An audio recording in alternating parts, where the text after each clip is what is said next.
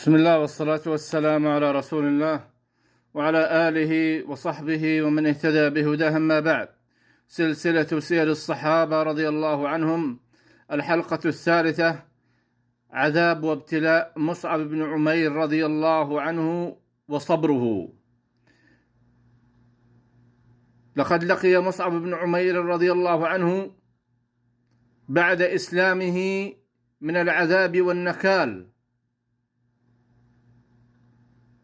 ما لقي غيره من الصحابة. فعندما أخبر أمه بإسلامه أخذوه فحبسوه، فلم يزل محبوسا حتى خرج إلى أرض الحبشة في الهجرة الأولى. وقد خرجت أمه حين علمت بإسلامه ناشرة شعرها وقالت: لا ألبس خمارا ولا أستظل ولا أدهن ولا آكل طعاما ولا أشرب شرابا حتى تدع ما أنت عليه. فقال أخوه أبو عزيز بن عمير: يا أم دعيني وإياه فإنه غلام عاف، ولو أصابه بعض الجوع لترك ما هو عليه. ثم أخذه وحبسه.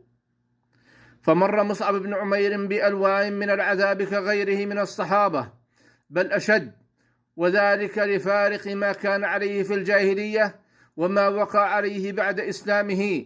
فالأم التي كان لا يشغل بالها إلا ابنها من فرط حبها له أصبحت هي التي تشرف على عذابه وحرمانه مما كان عليه سابقا، بل كانت تعين قومه عليه حتى أصابه من الشدة ما غير لونه وأذهب لحمه وأنهك جسمه، حتى كان رسول الله صلى الله عليه وسلم ينظر إليه وعليه فروة قد رفعها فيبكي لما يعرف من نعمته. وحلفت أمه حين أسلم وهاجر ألا تأكل ولا تشرب ولا تستظل بظل حتى يرجع إليها، فكانت تقف للشمس حتى تسقط مغشيا عليها، وكان بنوها يحشون فيها بشجار وهو عود فيصبون فيه الحساء لئلا تموت. لقد تغيرت حياة مصعب بن عمير وتبدلت أحواله في ملبسه ومأكله ومشربه وشأنه كله.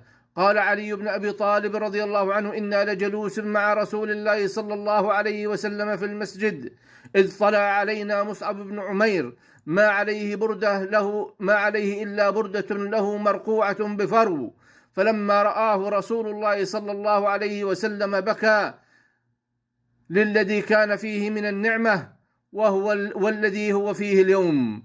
ثم قال رسول الله صلى الله عليه وسلم: كيف بكم إذا غدا أحدكم في حلة وراح في حلة، ووضعت بين يديه صحفة ورفعت أخرى، وسترتم بيوتكم بما تستر الكعبة.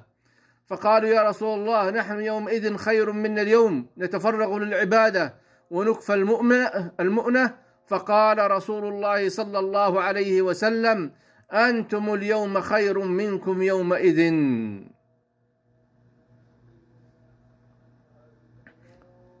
والله أعلم، وصلى الله وسلم وبارك على عبده ورسوله محمد وعلى آله وصحبه أجمعين.